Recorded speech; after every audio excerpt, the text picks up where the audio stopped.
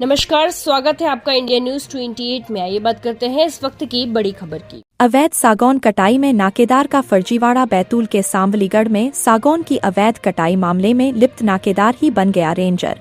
जारी करवा दिया फर्जी प्रतिवेदन। रेंजर ने कहा कि गई मेरी फर्जी साइन। भोपाल के विजिलेंस हेड को जीपीएस और लोकेशन के साथ 120 पेड़ों से अधिक की फोटो उपलब्ध करवाई गई थी। टीम ने जंगल घूमे बिना ही पंचनामा नाकेदार के चहेतों को बुलाकर साइन करवा लिया गया। मामले में अंडर ट्रेनिंग आईएफएस की भूमिका संदिग्ध। नाकेदार ने सरकारी दस्तावेजों को भी किया सार्वजनिक। मध्य प्रदेश के बैतूल जिले में वनों का जिस तेजी से सफाया हो रहा है वो तो अत्यधिक चिंताजनक बना हुआ है, पर पश्चिम वन मंडल से एक चौंकाने वाला मामला सामने आया है, जहां एक नाकेदार ने रेंजर के फर्जी साइन करके एक प्रेस रिलीज करवा दिया, जिसमें सैकड़ों सागौन के पेड़ों की कटाई को सिरे से खारिज करते हुए महज एक पेड़ की कटाई बताकर मामले को रफा दफा करके भोपाल का राज्य स्तरीय उड़नदस्ता लौट गया, जिसमें सांठगांठ की गई थी, जिसकी खबर भी हमारे द्वारा प्रमुखता से उठाई गई थी। वहीं वन सुरक्षा समिति के अध्यक्ष ने भी टीम के आने की जानकारी से इनकार किया गया था, जबकि इस प्रेस रिलीज में समिति प्रमुख का उपस्थित होना बताया गया। वहीं जिन सरकारी दस्तावेजों को विभाग बिना सूचना के अधिकार अधिनियम के तहत नियमानुसार दिया जाता है, उसे ऐसे ही धौल बीट के नाकेदार ओमपाल द्वारा सार्वजनिक कर दिया गया। महेश साहू द्वारा खबर को जारी किया गया। उनका कहना है कि नाकेदार ओमपाल द्वारा दिए गए प्रेस नोट के आधार पर खबर जारी की गई है। वहीं इस मामले में सांवलीगढ़ रेंजर भीमा मंडलोई से बात करने पर उन्होंने सिरे से इस बात को नकार दिया कि इस तरह से कोई भी प्रेस नोट हमारे द्वारा जारी नहीं किया है।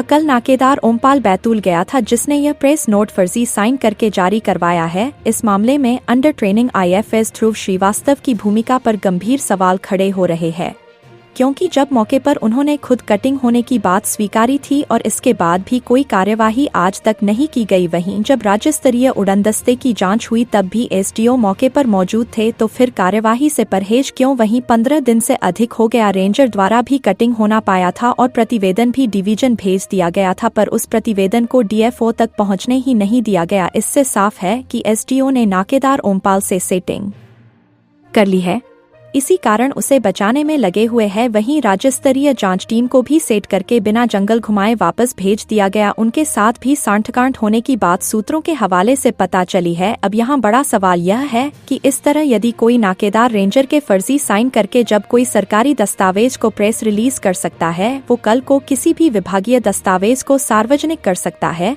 जिससे विभाग की गोपनीयता पर प्रश्न चिन्ह लग गया है। वहीं जो जांच टीम द्वारा पंचनामा मौके पर किए गए पीओआर और अन्य सरकारी दस्तावेजों को सार्वजनिक किया जाना कहां तक सही है, और इस मामले में अब ऐसे लापरवाह और फर्जी नाकेदार पर धोखाधड़ी और 420 का मामला दर्ज होना चाहिए, ताकि सरकारी दस्तावेजों का दुरुपयोग रोका जा सके। अन्यथा भविष्य में इस तरह से फर्जी साइन और सरकारी दस्तावेजों को सार्वजनिक होने पर कोई आश्चर्य वाली बात नहीं होगी। खैर, अब देखने वाली बात यह होगी इस तरह से सरकारी दस्तावेजों को सार्वजनिक करना और रेंजर की फर्जी साइन करने वाले नाकेदार पर सीसीएफ बैतूल द्वारा क्या कार्यवाही की जाती है, या इसी तरह पश्चिम वन मंडल में किसी बड़ी गोपनीय जानकारी के सार्वजनिक होने और विभाग की छवि धूमिल होने का इंतजार किया जाएगा।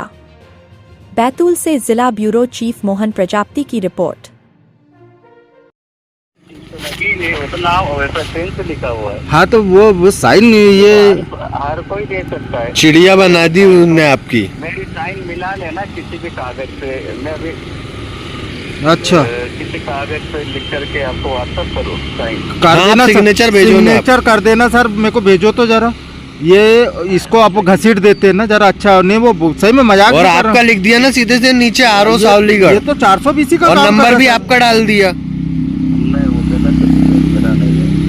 हाँ नहीं, आपका नंबर है और सरकारी नंबर डाला, ये तो 420 की श्रेणी में आता है सर। वो तो टीम ही बंद पड़ी है।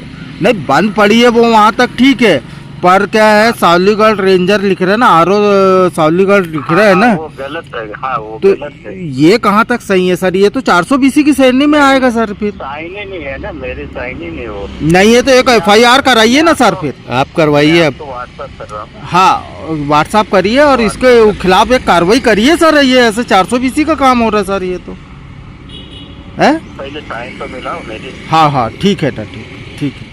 क्या नाम भाई साहब आपका? मुकेश यादव। कहाँ के रहने वाले? ढोल। अच्छा, ये जो अभी मामला एक सामने आया था अवैध पेड़ों की कटाई को लेकर, तो क्या कुछ जानकारी है और अभी कितनी क्या कटिंग है जंगल में? सर इसमें तो सैकड़ों से सागौन के फुट कटे हैं। उसके बाद जांच पे भोपाल की टीम भी आई थी, उनको भी ठूट नहीं दिखाया इनने, टप्पर में बैठा लिया और वहाँ से वापस आ गए लोग। आपको सूचना मिलती है तो सूचना मैं पहले भी शिकायत की थी, उसमें भी मेरे को सूचना नहीं दी इनने, मतलब कि जांच करने हम आ ही रहा है, कोई खबर नहीं की इनने, इनको ठूट नहीं दिखवाया गया। अगर सूचना आपको मिलती है तो आप सूचना मिलता तो मैं बराबर इनको पूरा ठूट दिखाता इनको। और क्या इनने अभी जो पंचनामा बनाया यहाँ झोपड़ी में बैठ के जी भोपाल वाली टीम ने, जी तो ये क्या टीम में जो क्या फॉरेस्ट में मजदूर है कि क्या कौन से पद पे है और कौन कौन ने इसकी साइन करा? ये चौकीदार और मजदूर है सर, ये से जो काम करते हैं ना ये लोग हैं, ये इन्हीं से साइन करवा लिया? इन्हीं से साइन करवा लिया हमने। मतलब कोई जांच नहीं करी, बस नहीं। आए घूमे और चले गए? चले गए, कोई जानकारी नहीं। और समिति के भी कुछ वो पद पे है क्या? सेवा वो उपाध्यक्ष समिति का है और अध्यक्ष को खबर नहीं है ये कि हम आ ही रहे हैं आज। अध्यक्ष को तो पूछ ही नहीं रहा है, कोई जानकारी नहीं है उनकी।